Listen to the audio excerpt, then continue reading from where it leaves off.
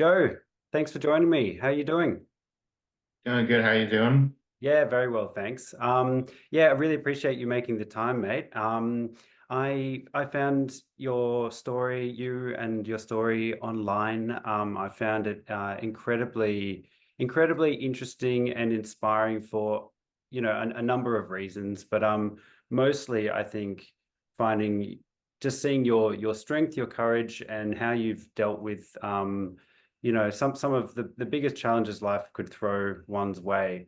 Very, very interesting and yeah, makes me wonder how any of us would deal with things like this. But yeah, I thought I'd just start by just kind of getting to know you. Like tell us a bit about yourself. You're born and bred in New Jersey, correct? Yeah, I was born in New Jersey. Born and raised in New Jersey. Never really left New Jersey except going down the East Coast. Uh, wasn't really much of a traveler growing up. My parents always took me to North Carolina to the beach for vacations every year. That's basically it. Or like around Pennsylvania here and there.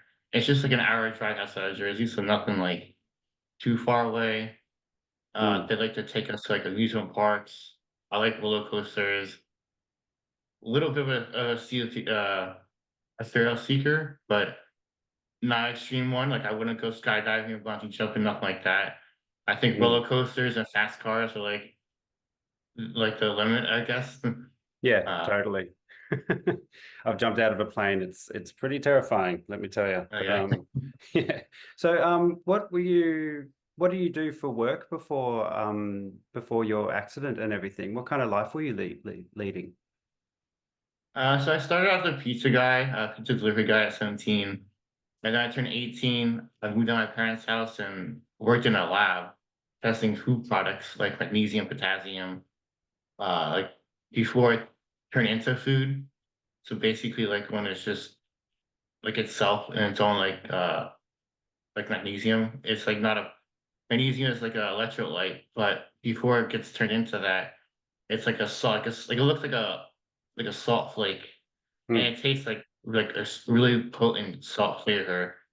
Uh, they tell you not to eat it, but you can eat it technically, but it's just really salty. But I did that stuff to test it, see if it's good enough to be eaten. And so then I was overnight shift too. Right. So what is it? It was like food processing, kind of like different processed food products? It's basically it, mostly just like a lot of baby food. It was a Jewish company, so a lot of kosher foods. Hmm. And if you ever ate kosher foods, like really salty. So Right, it's a right. lot of that stuff. Yeah. Did you enjoy the work? I liked it. It paid good. Hmm. I was able to afford to live on my own, have a Dodge Challenger RT like at 18 years old, 19 years old. So it's really good living. Uh, I liked it a lot. I always worked Monday to Friday, and then overtime to Saturday and Sunday. So I always worked Monday to Sunday whenever I could. Just constantly working all the time. Yeah, yeah. Did you study for this? Did you go to university or straight into the workforce? Straight into work. Uh, you learn on the job basically. You could like go to school for it, but if I didn't want to go to school, school wasn't my thing at all. Hmm. In high school, I just basically goofed off. Didn't really pay attention. Yeah, I can relate. Yeah, it's just Definitely can relate. yeah, it just And wasn't my thing. It's not for everyone. yeah, for sure, for sure. What about your hobbies and interests? I saw that you're a big car guy. Big car guy, still am a car guy. Hmm. Uh, I used to like be like outdoor stuff a lot, hiking, just anything outdoors, fishing, like by the water, by the pier a lot. Not really a beach guy because of the sand, Yeah. but be on like the pier, just I like to hear the waves crashing and like watching, like especially like in Jersey or like New York, you go.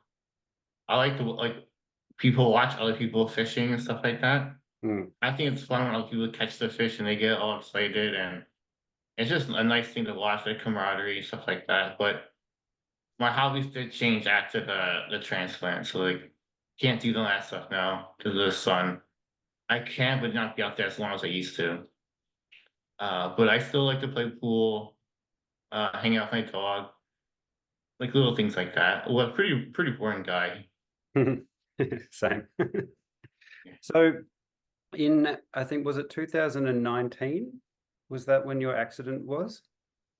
2018 was an accident. 2018. July 13th. Right. So tell me about your accident. What happened on that day?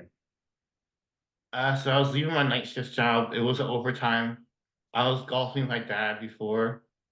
That was just something me and him did. I either went to the gym, went golfing, and they called me. I was like, yeah, I can come in. No big deal. Something I used to do all the time. Mm, Got my 5 hours of sleep, which I thought was good. It's not good. Get 8 hours, and just doing my typical shift. Was leaving work, and my body just conked out midway driving, and just couldn't handle it more. And my car veered to the side of the road, hit a curb, uh, car flipped a couple of times, knocked down a telephone pole, and then it caught on fire. so I fell asleep at the wheel. That's what happened. Yeah, I fell asleep at the wheel. Yeah. Yeah. I've definitely had like micro sleeps at the wheel before. It's pretty scary. Um, so this was in the morning, early in the morning, leaving the shift. Yeah, so when you do night shift, when you do like overtime, you leave an hour early because you don't get to take a break, which is Right. it adds up. And my body just couldn't handle it no more. Like my brain was like, okay, I could do it. It's only like a 10 minute drive home. But yeah, I could do it. I'm not gonna pull over or whatever. As a young kid, I think I could handle it, but my body's like, I can't do it no more, and just fell asleep at the wheel. Mm. So I understand that the actual accident, you didn't break any bones or anything. It wasn't like a right, uh, a horrific crash. It was more just the fire. Is that correct? Yes, correct. Like nothing like internal, like no, not even smoke inhalation. When I was doing testing, they made me like, do testing for my lungs. So that I passed with flying colors. Like not even like, not even one speck in there, he said. I was like black stuff. I call it soot. Not even that. And then no broken bones, no broken teeth either. So I still have all my teeth. Like I still have my tongue. Everyone outside has my tongue and teeth. And yeah, I still have my tongue and teeth. Good. Do you have any memory of the incident? I don't remember. I don't even remember golfing like that. The only reason why I know I was golfing like that is because I took a Snapchat and I saved the picture of like me holding the ball on the green. Hmm. And that's the reason why I know I was golfing with him because of my Snapchat memory. And when I woke up from the coma, they had my phone. My phone survived for some odd reason. My wallet didn't. I don't know if the EMTs took it or the paramedics took it or something, but I saw my phone on me, so that was weird. So the police took it and gave it to my parents. So when I got my phone back, I went on my phone and saw pictures. I was like, huh, that was the Hmm. last thing I did was golfing. Hmm. So what happened after the accident? Were you rescued quite quickly, or how did you get to safety? Yeah, so when I got in an accident, a good Samaritan pulled me out halfway and got me outside of the road. And then the paramedics were there really took me like 3 minutes to get there, which is Wow. impressive. It's Yeah. also known as the dead man's turn. So like my crash happened at like 6:30 in the morning. There was 2 hours before there was a crash, and then 3 hours before there was another crash, like in the same spot, just like maybe a couple like miles down. Hmm. So and both of them didn't survive, and I was the third crash, and I survived it. And then they called the dead man's turn. Everyone crashes there, but the town doesn't fix it, or no nothing to fix. They just leave it. They clean up the wreck and leave the turn like that. There's no safety precautions, nothing like that. Not even like little bumps in the road to like lick them up or without like slow them down. Uh, yeah, it took the paramedics 3 minutes to get there. So I'm sure they're used to getting there. Hmm. And It was a 4 minute ride to the hospital because they got, clearance. The hospital I went to is the only burn hospital in the state, so that was convenient. Yeah. Usually people have to get helicoptered in and stuff like that. And they put me in a medically induced coma for 3.5 months. And when I woke up, I asked my mom how other runs in my car. Hmm. Wow, 3.5 months. Do you remember anything of the coma? Yeah, so like you can hear things in a coma. So like the nurses and doctors tell like my parents, talk to him like he's there, tell him how your day was, tell him like about the dog, read to him, read books to him, put on music for him, all that kind of stuff. And so like when they're telling me about that stuff, I dream it. So like a lot of the dreams were about my dog, like the dog that my dog passed away. And one of the dreams was like me walking up my childhood hill. I used to walk him up so he can go to the bathroom. And at that point, I thought, okay, I'm probably dead now because I'm walking my old dog up the hill. It was my first dog too. That's why I guess it was like so sentimental to me.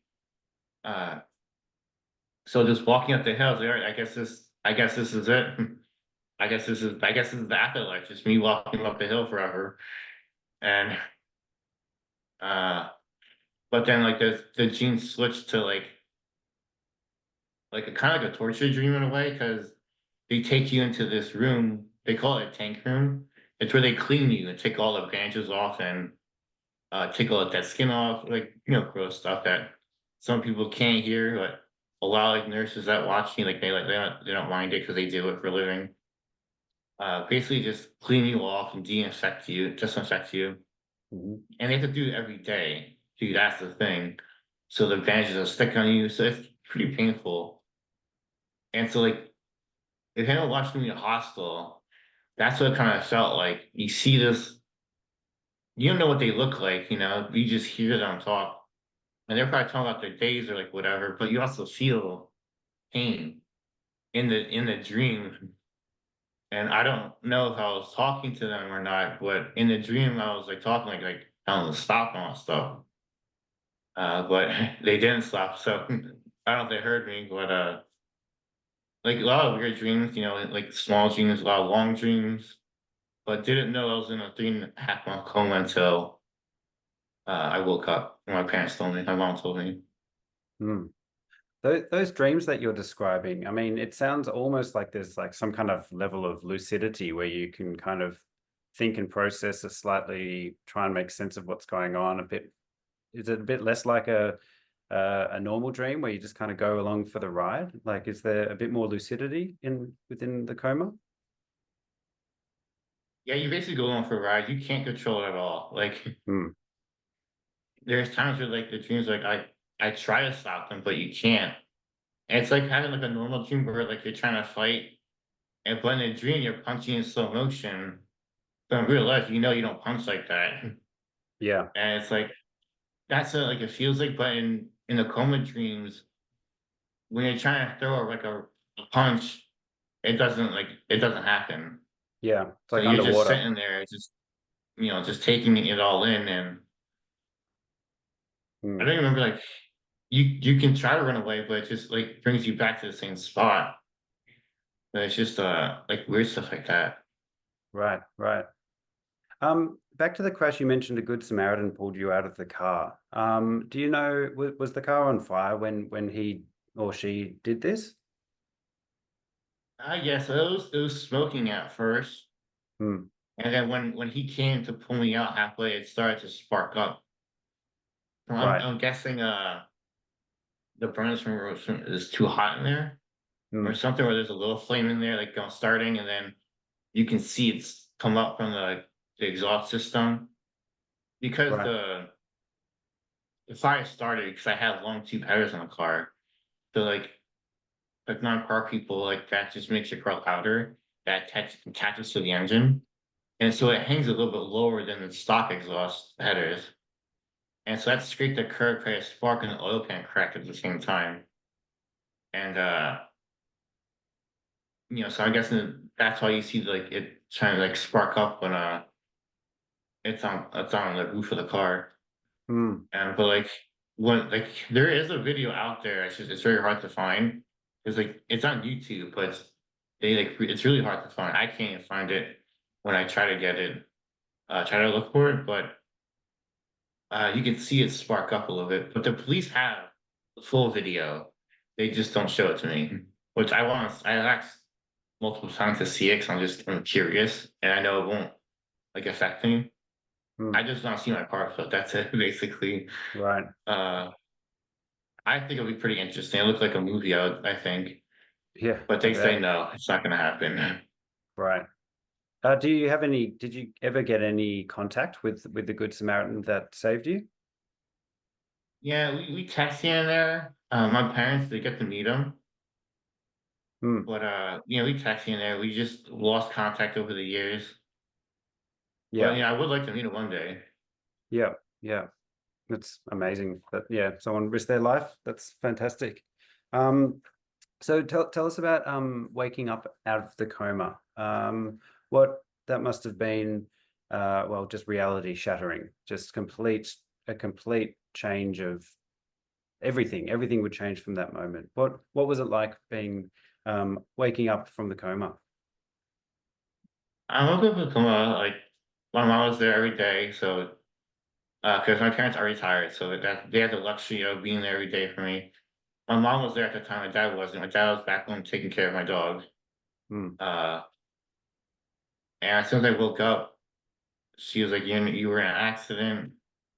And I was like, "Well, how am I rims in my car?" Because I worked hard for that car, mm, And she said, "Well, your car is gone, so the rims are gone too." So I was pretty upset with that. She didn't tell me the damage to my body because she didn't know how to. Because she could tell me, "Yeah, I'm burnt, 80% burnt," but she didn't want to tell me. She just said, "Well, we'll let the doctors tell you what it is, how it medically changes, so you to understand it. So I don't tell you something that isn't true, or right. you don't ask me a million questions when I don't. She's not a nurse. Yeah. So I don't Yeah. ask her a million questions. I ask the right person with a million questions. Mm, And I kind of just blew it off. They had me on a lot of pain medication, so I didn't really feel anything when I woke up. And so we're just talking about life, I guess, and then how my dog Buster is, and how he's been, because 3 months, in like 3.5 months for a dog, they grow up, they get bigger in 3.5 months. mm, So I miss his growing up stage in a way. So I was pretty upset about that. mm, And then I'm a happy-go-lucky guy, so I wasn't too like upset. I didn't know my fingertips were amputated at that time either, because everything was wrapped up. I lost some of my vision, so I can't see text messages from far away. right. So if I did look at my hands, it'd just be wrapped up, and then that was it. And it was kind of a blur because they kept the lights off because it was bright lights. Mm, And then on top of that, when you're burned, you can get infections a lot. So my mom was like gowned up, had a mask on with a hairnet, so I couldn't even recognize her. So that's like weird. So 'cause all I saw was her eyes. I was like, oh, all I knew because of her voice, and she yeah. told me it's your mom. But Yeah. yeah, so she kind of like distracted me in a way. Uh, Nothing medical until the doctors came in and nurses. So when the doctors came in, what did they tell you? What was the damage? They basically told me I was 8% burnt. 80? I had my fingertips were amputated off. My eyelids were burnt off, so they had to sew it in a certain way. So basically, it looked like I was looking out of a chain link fence. Right. Uh, so that was also make it hard to see. And then they tell you all this stuff at once, so it's hard to process in the moment. And you don't ask the doc you can't when they tell you all at once, it's, like, hard to, like, ask questions, especially the doctor. and then they just leave. They all right, well, like on to my next patient. You're right. And then when the nurses are there, it's like, well, do you need help with anything? Yeah, are you in pain? They just help you. And then it's like I ask them questions of like, you know, you finish the amputated off, just wait till the occupational therapy comes in and they can show you your hands when they take off the bandages and work and stretch them out. But, okay, so I gotta wait till the next day. So and they kept passing it down to other people to tell me what it was. And it's kind of frustrating, but like you're also on a lot of pain medication, so like you're kind of like whatever about it, and like you don't really care because like you're basically just high on pain meds. Right, right.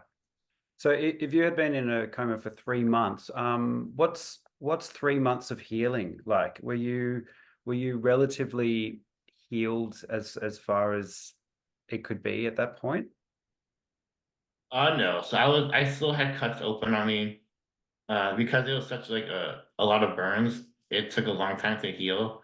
Mm. Like I went back. I moved back to my parents, and I still had cuts on me. My mom still had to take care of my cuts, and she's not a nurse, so it's very hard. It was hard for her to learn it and all. Like such a short amount of time. It takes nurses Yeah. years, years to learn that stuff, and she learned it quickly. But especially my left calf. So they did an experiment on me. Instead of amputating my leg, the experiment where they took a cell from a good piece of my skin, sent it to a university, and they basically stretched out a pizza dough and wrapped it around my shin. But the only like side effect or downfall is that it takes 8 to 9 months to heal.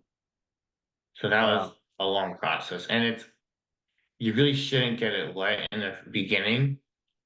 'Cause that's why it's still like I don't know if they still do it now. I don't know what it's called nowadays, but they never told me what it's called. That's how new it was. I was the second person to get it, Mm. but Wow.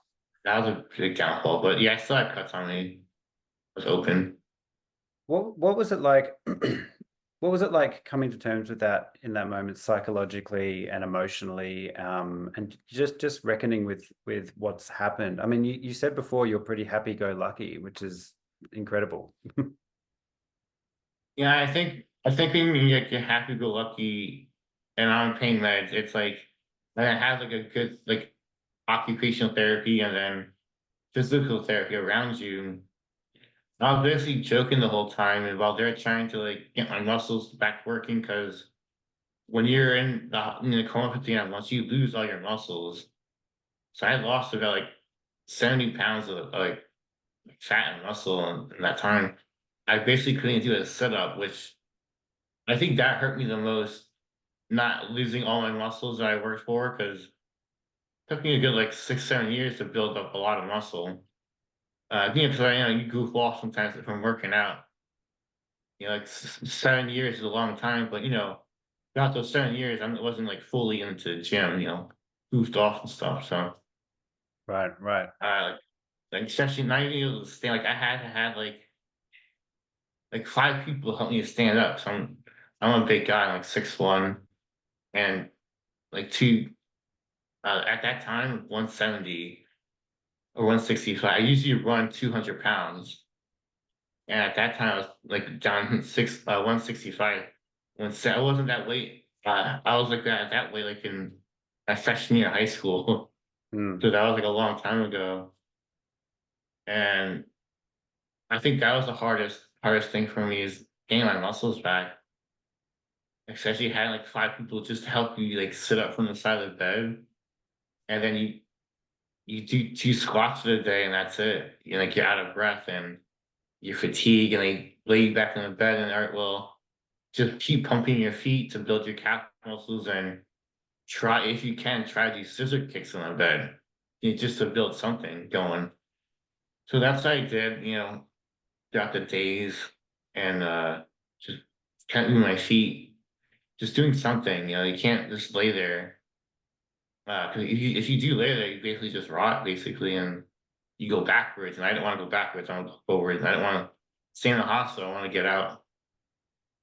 Yeah, yeah, of course. So you mentioned before with the operation that you had on your calf, it was experimental surgery. But yeah, it sounds like there was quite a few very cutting edge of the forefront of science and medical science experimental surgeries that you underwent. Before we actually get to exactly what happened, what was how long was the period between waking up out of the coma and then the doctors kind of getting to work on these new life-changing surgeries that you underwent? I like the transplant surgery or like the calf surgery. Sorry, say again. Like the transplant surgery or the calf surgery. Oh, I mean, the transplant surgery. So Okay. how long between the transplant surgery were you kind of up and about and just living your life? Yeah, so like the 2 years. So the accident was 2018 and the Mm. transplant surgery was 2020 August. Oh, And wow. like yeah, so like throughout those 2 years, uh I lost a lot of friends. So I have my close friends now that I know they're true friends.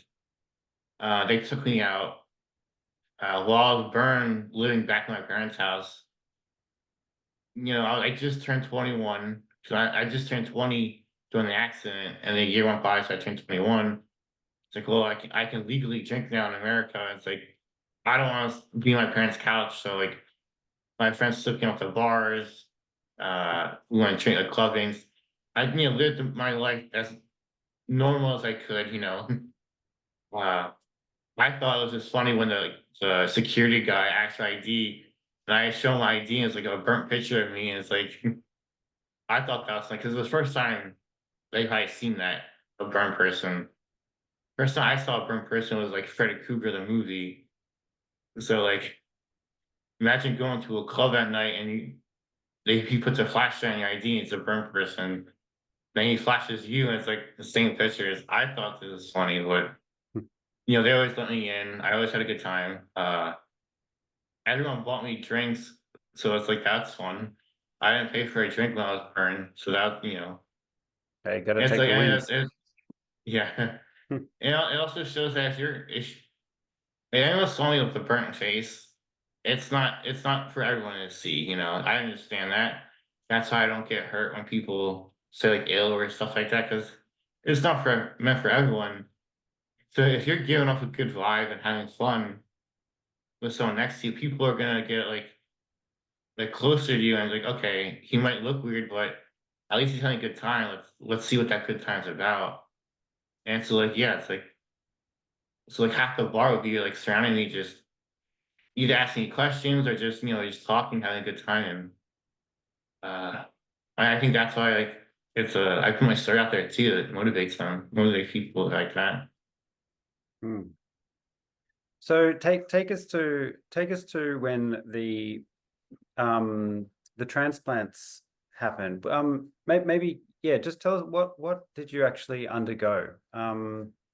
Yeah, Yeah, so I had the first successful face and double hand transplant. There was two before me.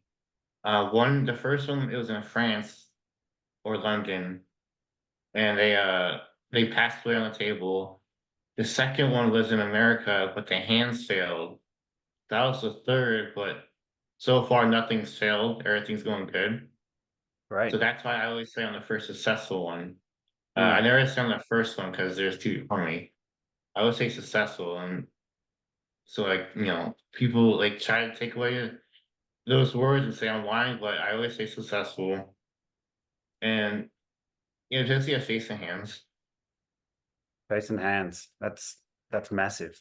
How did the topic of actually getting a face transplant to begin with? How did that come about? Was your doctor just exploring options, or were you finding just the reality of or your new reality?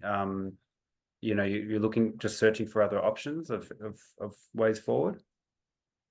I know. So I had no clue about face transplants. The only thing I knew about face transplant was from the movie Face Off Yeah, back in like the '90s, and I went to my plastic surgeon doctor that did my burnt face. He did my lips open up more so I could eat, and my eyelids. And he knew a doctor in New York City that did face transplants in the past. And he's like, "Well, they're looking at for a candidate for face and hands." And I was like, "I'll try it. I'm not gonna say no to something because I don't want to live like this." And on top of that, I had no more healthy skin to do any more surgeries to help me.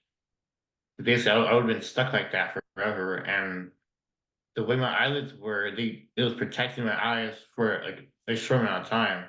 In the long run, if I didn't get the surgery, I would have went blind because my eyes would have dried out, and I would have had to put eye drops in my eyes for the rest of my life. Yeah, yeah. So what exactly is involved in a face transplant? What do they do apart from the obvious of taking off a donor's face? Uh, so at first they do a lot in like testing. So like if I'm even allowed to get a transplant, like a lot of internal testing, and then you have to find a donor that matches like my body type, skin tone, blood type.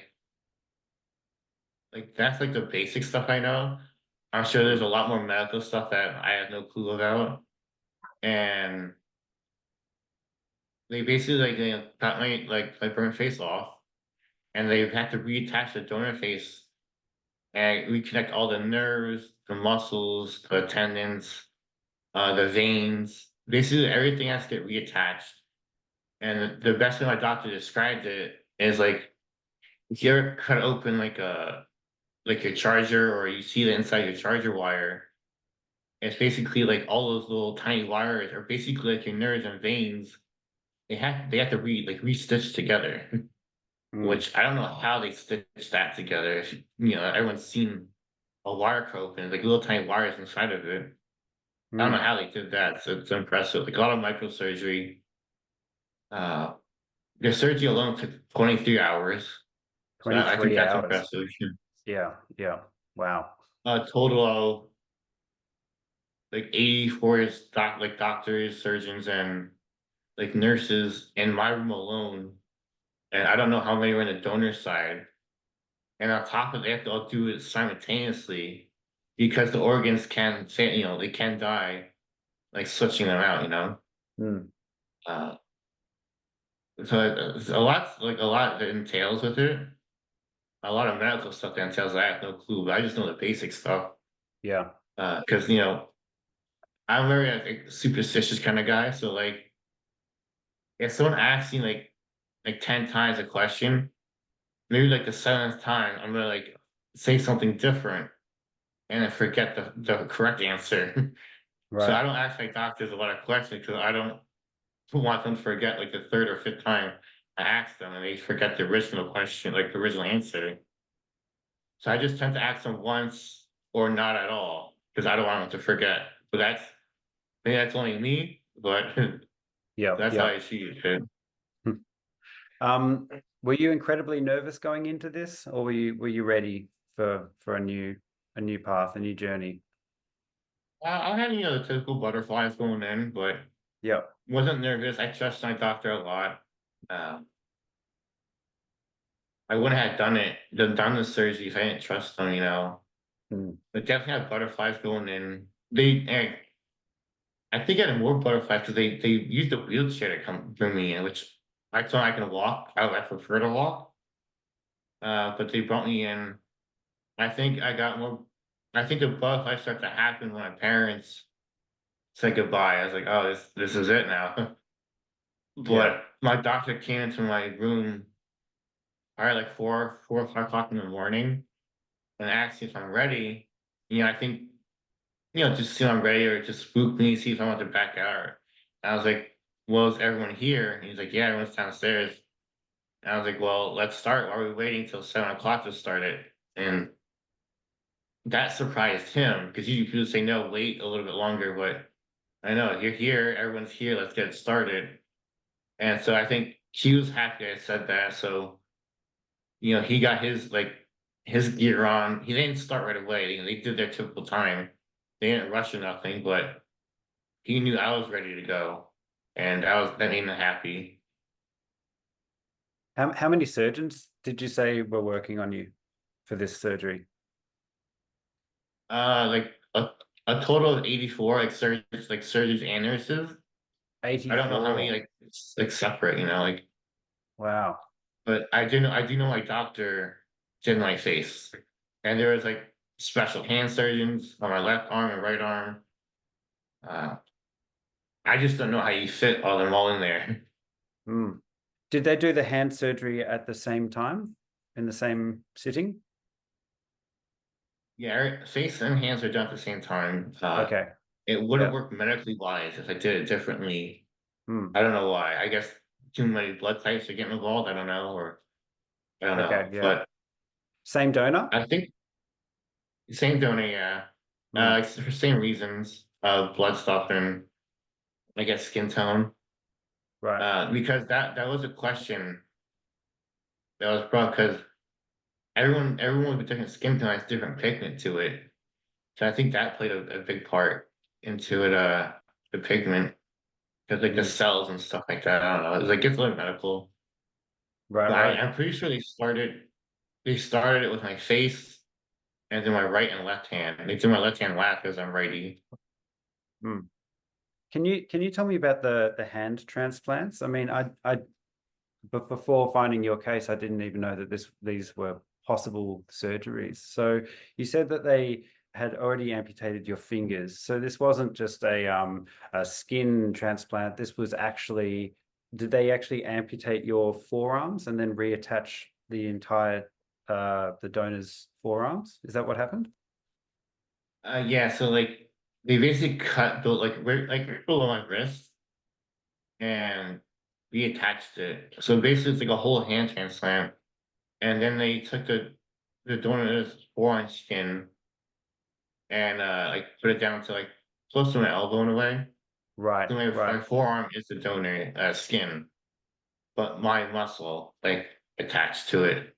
right. I don't know where the muscles connect, but when I go through like a TSA like screening, you can see where the plates connect on my arm, my forearm, below the wrist. I think it's my girlfriend tried to get a picture of it, but they move so quickly. I always get lit up too when I go through TSA. It's pretty funny, and Hmm, they always have to pat me down. And I think it's awkward for the security guy because they, you know, I'm guessing it's their first time touching a burnt person. Because one guy was like, "Are you wearing a vest under your shirt?" I was like, "No, that's my burnt skin. I can take my shirt off if you want to." And he's like, "No, it's okay. You can go." Because my chest is a little harder than normal because burnt skin is hard and tough. So hmm. when he felt it, I guess it feels like a vest to other people. But I don't mind that stuff. I Yeah, would ask the same question too if I saw it. right, So I don't right. mind. So what was rehab like with your hands? Are you able to use your fingers now? I think I'm thinking it's not how I would like to at the moment because the tendons are still tight. It's a back and forth process. If in the beginning everything's going smoothly because I had OT on me like a solid 5 to 7 hours a day. I was doing occupational therapy, just hand workouts constantly because there's nothing else to do in a hospital. And I always had a therapist next to me, like working on me. And it's a lot easier and helpful having a specialist help you than by yourself because I don't know where to put it and manipulate my hands and stuff like that. Hmm. So, 5 to 6 hours of hand therapy a day. Except even on weekends too, there's no breaks because there are occupational therapists on the weekends, but it'll be like a 3 to 4 hour workout instead of 5 to 7. Right. But it's still a long time. So like you bond with the therapist, like the word you bond with them because you're there for hours on end. So Hmm. I know Yeah. like a lot of their lives and they know my life. So it's pretty Right. funny how I would never think I would know someone like that personal. Right. But Right. I know I know a lot of people's lives like that. And a lot of drama and stuff, a lot of secrets. Yeah. I bet. So how is these the double hand transplant and face transplant, how has it affected your life? How from that point on, yeah, what's life been like? It's a complete 180. Like I can't do my normal stuff. I constantly have to like moisturize my hands because they get dry. I don't know if the donor had eczema or not because I do have the some of the donors like things like eczema or whatever he had on his hands, and then like this other thing called like rosemary or something like that. I forget what it was. I what it's called, but basically your cheeks get red like all the time. Sometimes it goes away, sometimes it doesn't. Uh, so that's why my face is always red because of that. Because he had that, I never had that, Right. and then I have high blood pressure because of him. So like you take on the donor stuff, and now I can't go outside in the heat for too long. I have to wear sun hats. I wear UV gloves all the time for compression and to help the pain when there is pain. I have nerve pain. That's another life changing thing. Nerve pain is constant. I have to take gabapentin to suppress it a little bit. But like I can't play my like can't do nothing physical. I can't lift my heavy weights no more. Mm. But I still lift weights. I do a lot of bench pressing, much as I Yep. can in my free time. And I do the bike where I like to walk early in the morning when the sun doesn't rise yet. Uh, Yep. Yeah, so you're still pretty just so like active. I try to.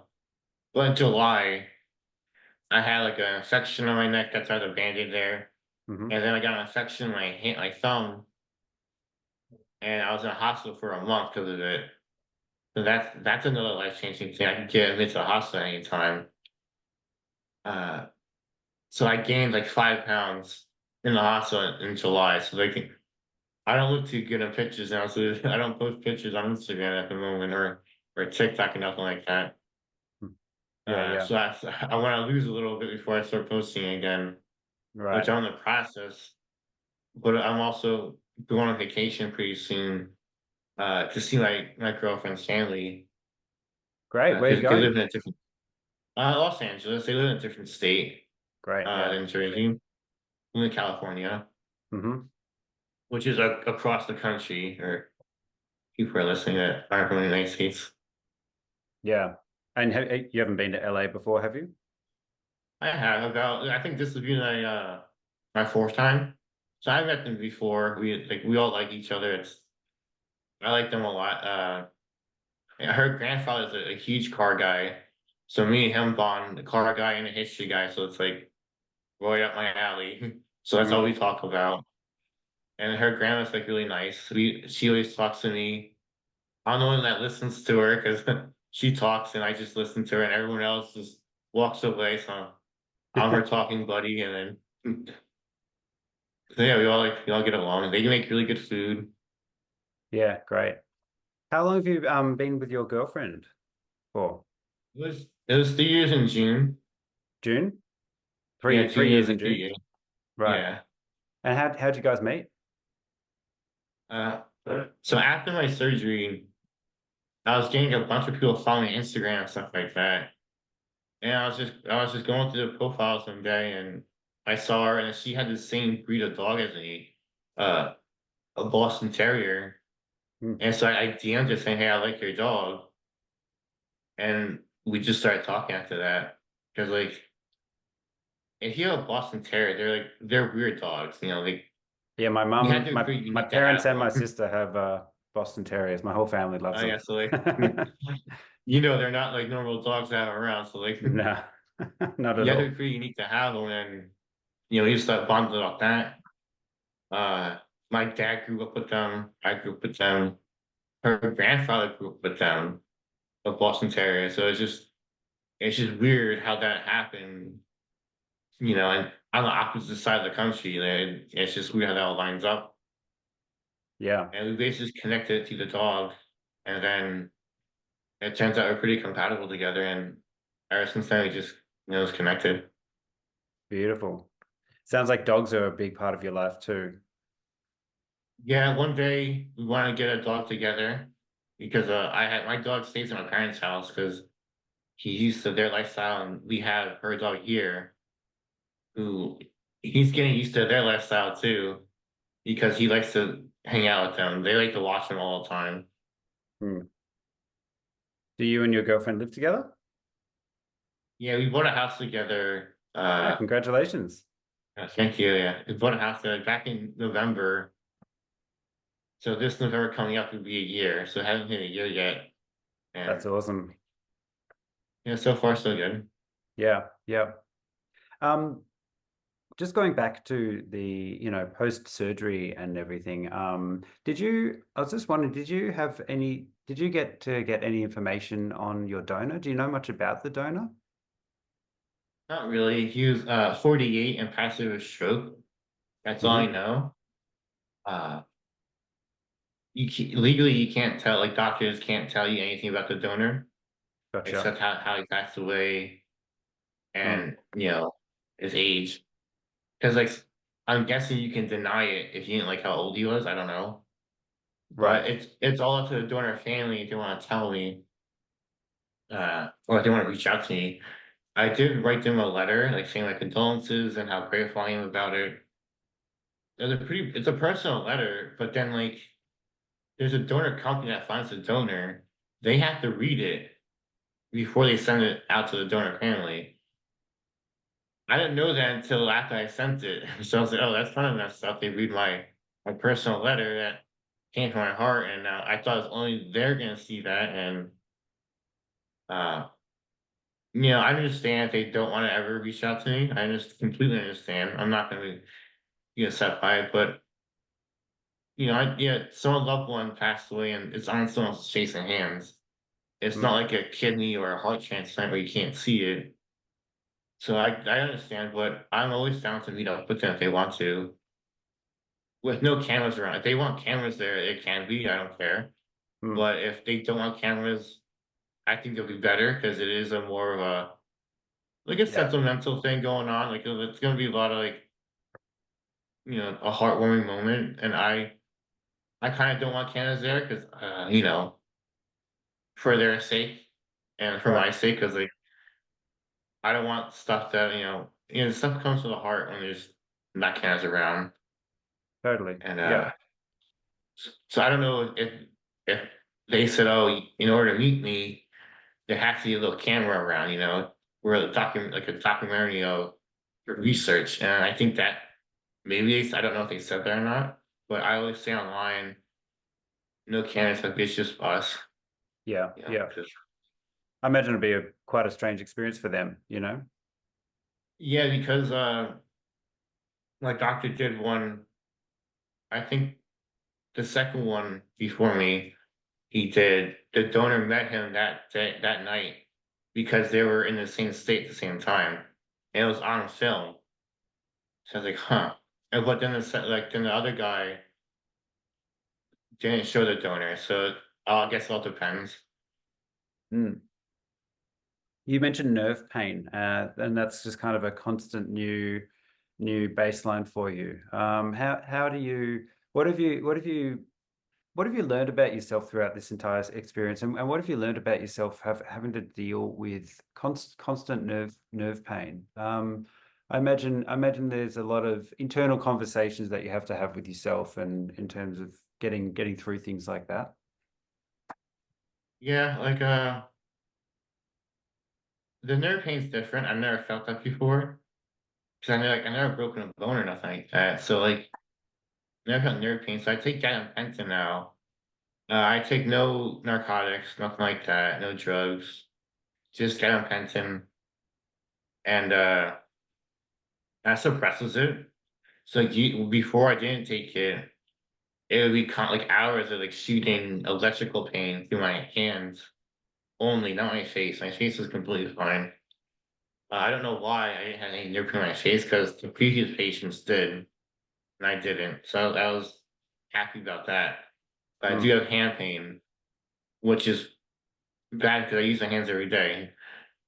Uh, so I do have hand pain. I just put Aquaphor on and just massage it when I can, if I can. But if I'm out and about with their pain, I just have to deal with it. And I had a high pain tolerance to begin with, so that helped a lot. And uh, Mm. I also learned that I learned to be patient. I wasn't really that patient back in the day. I was kind of rushing and always had to do something, always doing something. I had to be busy all the time. But now it's like I could chill out. I sit on the couch a little bit longer.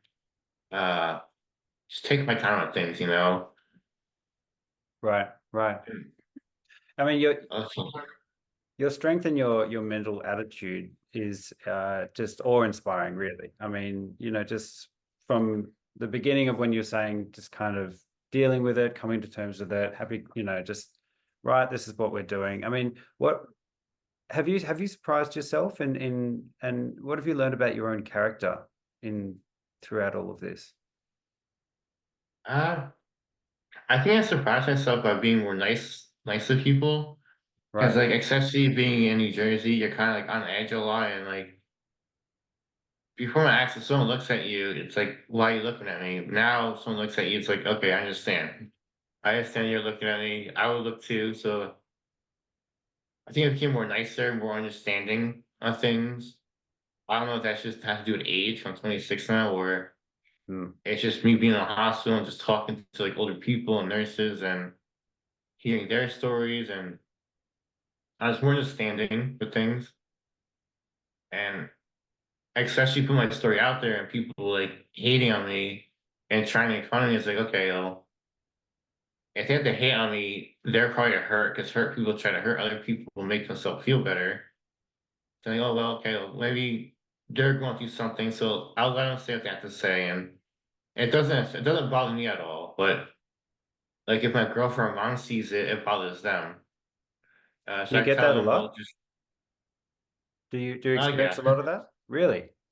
not in person. I get stares in person, which doesn't bother me. Uh, Online though, my girlfriend gets a lot of heat, which I tell you, you just gotta laugh it off because it's either someone old or someone too young had they never talked to a girl to begin with, so they just make fun of them like in fifth grade, like they used to do. So it's like, don't take it to heart. It's whatever. They're not gonna say it to a person. Mm. Uh, because I do have interaction in person. Like I get in fist bumps out before. I've taken pictures once. Uh, everyone, if they only if they know me, they'll say hi. Or they'll comment on my post, "Oh, I saw you here, I saw you there."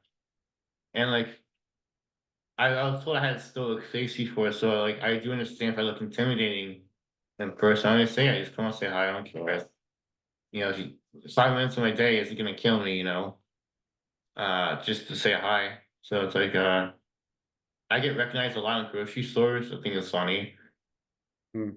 Because I can't really pick up I can pick up things, it just take me a while to do it. So I just tell my girlfriend I get this, get that, because I like to cook. So I know how to, I know what to put together. So I just tell her to, she's my hands basically. So I tell her what to get. And then I'm just staying there and people just come up to me, oh, I saw your story. And they just talk to me and, you know, this is nice things happening. Nothing bad in person yet, which is, I think is good, I guess. Yeah, that is good.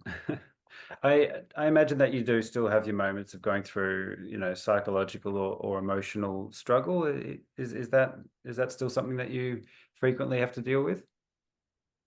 Oh yeah, I have my down days. I always always have sad days in here and there. Hmm. Uh, it's never always a perfect day. There's always something going wrong, or especially in my case, like I'll drop something and say, well, that's another thing I learned about myself. Well, I have to do things multiple times to get it right. Or like usually if I try to drop something back in the day, I'll try to catch it before it falls. Now I'll just let it fall. I'm not gonna risk trying to recatch it and hurt my hand. And that could lead me to the hospital for like a rejection episode. Hmm. Uh, so that's something I have to deal with now. Just well, if my phone drops, it's dropping. I'm not gonna catch it. Or I'll try have my foot try to stop it for hitting the ground first. Yeah, so I mean, I guess some big lessons and just even just short term, just acceptance, right? If something falls, just let it fall. Don't you don't need to control everything. Oh yeah, like Mm, yesterday I dropped my like I was at a baseball game the other day, and my phone was gonna fall. It was still my lap. I was like, I'm not gonna just let it fall, and it mm. fell down to another row. And good thing no one was sitting there because I got it, but I could have caught it, but I was like, I have a case on. I have screen protector and a camera protector just because of that, those situations, and it worked. The Yeah. protection did its job. So what when you are going through, your down days and have struggling, what do you draw on for strength and encouragement? Uh, well, back in the day, I had my dog Buster with me when I was burned, so I would just stick with him all day. He would stick with me. He would just come to me as soon as I woke up. He would be right there next to me and basically my shadow throughout the day. So he was an inspiration to me. And then when I moved out of my parents' house again, I didn't have him there, so basically just going on walks in the woods where it's shady, by a water. So I like to hear the stream going, hitting the rocks, something peaceful like that, or I guess just going online watching like funny stuff, like or music if that helps. Every Mm, day's different. Some days music will help me. Some days a funny video will help me. Uh, like TikTok. Sometimes I go on TikTok on my like videos. It's only funny videos on my like on my like videos. So it's like my mom and girlfriend's like, "How can you like my videos?" Well, I don't want to go on my like videos and see all your stuff when I go on there for a reason to see funny things. You know, yeah, yeah. What kind of so that music you helps. into? What's your I taste in like music? EDM, hip hop, anything with, like upbeat to it. Yeah. Like on my social media account, I have my a Spotify link to it, and like it's funny because I have like a road trip thing, a road trip album, and like if you listen to it, you can see what kind of days I was in because every day, you have like a for me, it's a different preference for the song every day. So one day I could be listening to 50 Cent, and the next day I'll be listening to Lana Del Rey, like Mm, Summertime Sadness. So it's like I go back and forth. And like one day I'll listen to a hard style, or another day I'll listen to trance. So it's all like a mix of things. yeah, yeah. Do you have any do you do you have any kind of regrets, or do you ever get stuck in thought patterns of like what if, or are you able to just kind of put those to the side and be like, this is what is, and we're moving forward? I think, yeah, I think there's a healthy way of saying what if. Like, I no regrets though, Mm, but I did come to terms with everything. And, every once in a while I was like, oh, what if it didn't happen? Like, what if I didn't take over that overtime shift? I just pick off like that and went out to dinner with them that night, like with them, with my mom and dad, just hung out with them instead of going to work. And would I still, I would say, would I have met my girlfriend because she would have went back to LA because she was a nursing school in the East Coast. And so I wouldn't have met her. So it's like, like I probably would have still been single at that time. right, right. Uh, I probably wouldn't have owned a house, wouldn't I would still have my dog Buster. Yeah, at my place, not my parents' place. So it's like sometimes I think about that, but it's not like a sad like thing. It's like a like a pipe dream, I guess you Right. have. But Yeah. like after I'm done thinking about it, it's like, all right, well, back to my normal life now. Mm. Like move on with my day. With with such a massive shift, and huge changes that you've gone through, what what is present what have you determined that's the most important thing in life? What are the little things that you just think, how's it reframed your outlook on what's important? I think just being patient with yourself and just like working on yourself basically because if you can't love yourself, how are you gonna love someone else? Right. Or if like, you know, if you're like if you're not feeling the right way how you want to feel and you try to get that like feeling off someone else, it's not gonna work out and you're just gonna get hurt even more in the future. And then on top of that, you're gonna hurt the other person.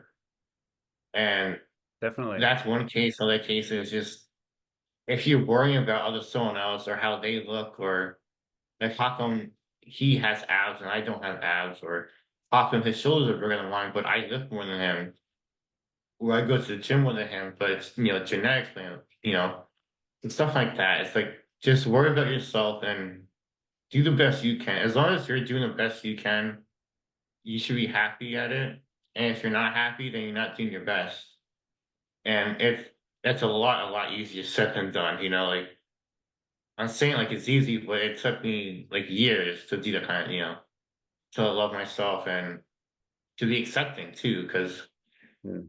being 80% burnt walking to public or going to a restaurant, having to like attach it to your hand so you can put a fork in it, because I wasn't able to hold the fork when I was burned. So my mom had to put a thing on my hand to attach it. So that, that's awkward. And you're like, well, it's like, well, this is my life. I'm gonna live it the best I can. I'm not gonna let that person next to me judge me, and I'm not gonna see him the next day. He might remember me for 5 more minutes at the restaurant, or talk to someone like, oh, I saw a burnt guy eating with attached on his fork, and and then they talk about sports or something. So Mm. like, I think that's something to think about. Like, they're not gonna think about you the rest of the day, but you will think about them looking at you until you fall, forever. Like So I think that's important.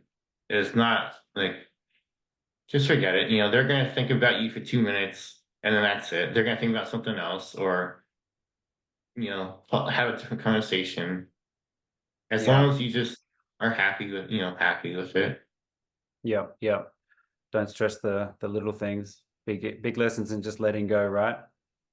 Um, Yeah, I think especially at the bar, I think being at the bar with different types of people, uh, especially going to like a dive bar, you have like a lot of working class there and a lot of like white collar class there. Like it's a mixture, especially like over here, at least in Jersey, there's a mixture like that. So you get both worlds, and you get me just trying to have a good time. And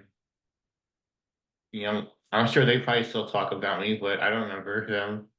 And so that burnt guy's having a good time. And when I go home, I'm kind of sad. It's like, how come he's having a good time? I'm not. And maybe that inspires them. You never know what impact you can have on someone just for having a good time. very true.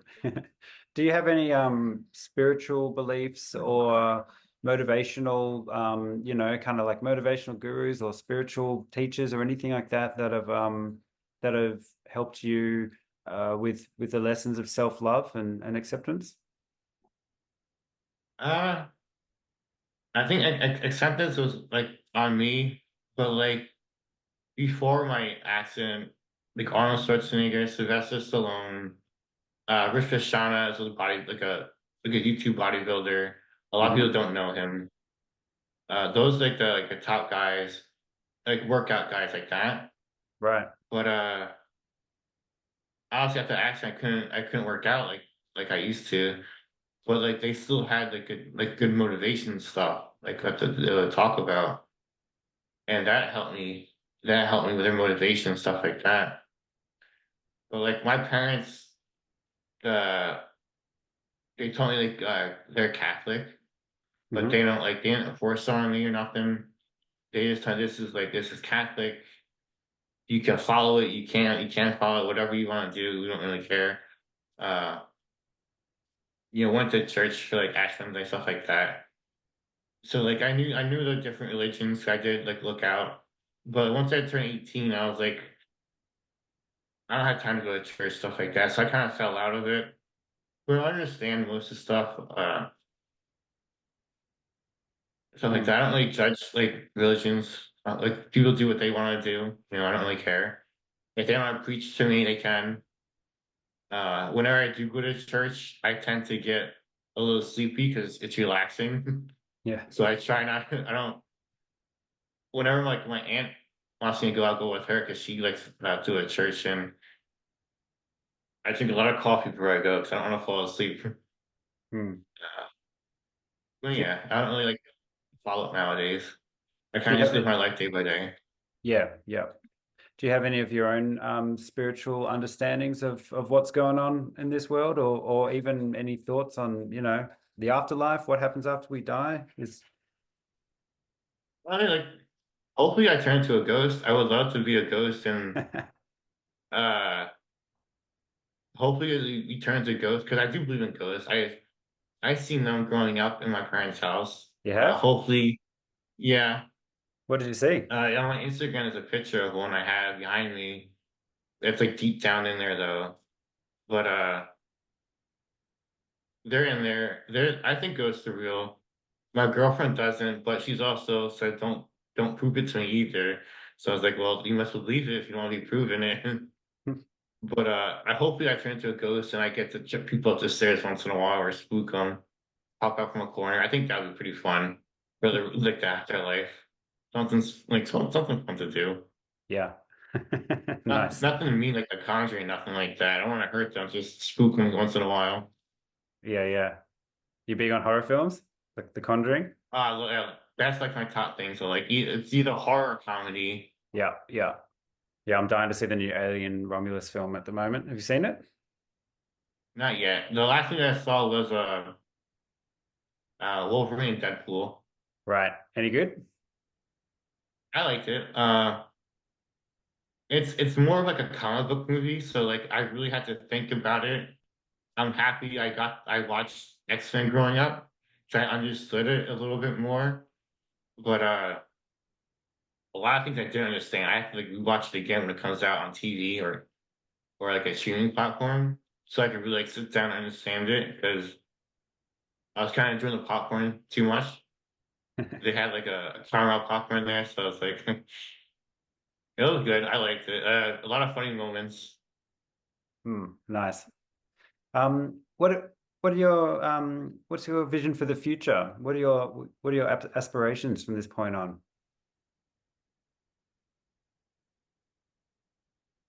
One like I only had two. I'm not a big dreamer kind of guy. Just I had two dreams: go to my favorite football team, the Saints, go to a home game, and my girlfriend made that happen. And in October, we're gonna go to it, and then just get a nice car. I like cars, so I just want a nice car again.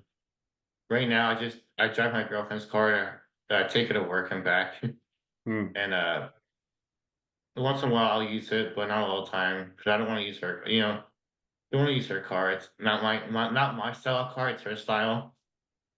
But she's also a car girl because of her grandpa, and Right. that's like one thing I like about her is she doesn't care if I want like a loud sports car. She encourages it because she wants a Corvette one day. I was like, well, I'll buy it for you if I can. What kind of car do you want? The older I get, the more I want a German car. So probably like an M5 CS if they bring back the V8, but they switched it to electric, so it's like kind of want an M3 now. Or but my mom has an M3 and I like it a lot. So it's like I don't want that, but more of a German car. Yeah, nice one. Hey Joe, man, your strength and your attitude, as I've said before, is just incredibly inspiring. Uh, I'm sure many people, when I came across your story, the often the first thing that many of us kind of think about is, well, at least what I think about is how would I handle something like this? And I think we're not taught these lessons. You learn as you go. You can only really know what you're made of when you actually have to face these incredibly life changing events that some of us do, and some of us, well, I think we all do at the end of our lives. Reckoning with death. We all face some kind of big, big, huge shift, huge change. Some of us just earlier than others and different degrees of intensity. So I do often wonder how I would deal with such things, and it is incredibly inspiring to see people like yourself who still have a thirst for life and know exactly, what's important and how to get by. So thanks so much for sharing your story. And yeah, I'm sure a lot of people will get a lot out of this. Yeah, thanks for having me on. It's nice seeing you on. Yeah, absolutely. Oh, just before, do you have do you do much like any motivational speaking, or have you had any contact with other people that are going through similar struggles? Have you managed to connect and help people? People reached out to me. Hmm. I so far I only had people DM me saying I saved them. Like only 3 people DM me for like saving from suicide, which I think that's really motivational for me because like I never thought my story would do that like that impactful. But I have a lot of people reach out telling me like a lot of moms reach out to me saying, "Oh, my son watches you and he has autism and his hands don't work properly." It's like, oh, that's I didn't think I would help an autistic kid, Hmm. stuff like that. But I would like to do motivation speaking one day. Just don't know how to get involved. So I go on TikTok a lot to practice and like stuff like that. Yeah. So did you say before you've people who have literally been suicidal have reached out to you and said that you've helped turn that around? Yeah, 3 of them. The first one was in a different country, so it was in a different language. And I was just scrolling through like it was in a comment section too, so everyone could see it. And I just translated it, and it was a suicide. Like, oh, you saved me from suicide. Like, wow, you put in a comment, it's pretty brave too, because everyone can see that. And Right. I'm sure there's someone out there who would probably make fun of it. So it's brave of them to just do that in the comment section. But the last two were like part DMs, and I DM'd them back saying like, stuff like, I'm happy you do it. How does that feel receiving messages like that? It's heartwarming. Makes me happy that my story does that. Is just living my life, and I'm happy that my life can bring like joy to other people, and like I don't put nothing fake online, so it's like I know it's genuine. I'm put out there, so I think it makes me more happy that it's genuine and stuff like that. It's like I'll wear bell bottoms like jeans, and I don't know if that is, but that's like a 1970s thing they used to wear, and I'll wear that nowadays, and I do it because it's funny and it's like it's something to laugh at. You have to laugh at yourself, For and sure. people love it. And I just did it as a joke one day, and like a lot of people loved it, and it's like, huh. And that's like the genuine me. It's like I'll wear something funky because it makes me like chuckle here and there, and like a lot of people love it. It's like I like people say I want to bust out my belt bottoms again, and it's like, oh, just do it. Just live your life. I did see you in a pretty amazing leopard print shirt, which I was very Yeah, jealous of. So yeah, I totally know what you mean. Good stuff. yeah. They think my mom happy because that was her generation. So I think that was funny. Well, Joe, thank you so much for making the time. I really appreciate it. How would you like anyone to find you on social media or anything like that, or follow along your journey? I have a like 80. It's called 80% Gone, and that's just like a TikTok page I just post daily on. Hmm. That's more for like what I do on a daily basis. But like my private Instagram is DiMeo. That's basically it. And like TikTok is just Transplant Journey. But like once you find the account, it's all like the link tree's there, like that. Yeah, awesome. Well, again, thank you for your time, and yeah, really appreciate and look forward to watching your journey moving forward. And yeah, Hey, thanks everyone for listening. Take hey, care. thank you for having me on. See ya. Bye.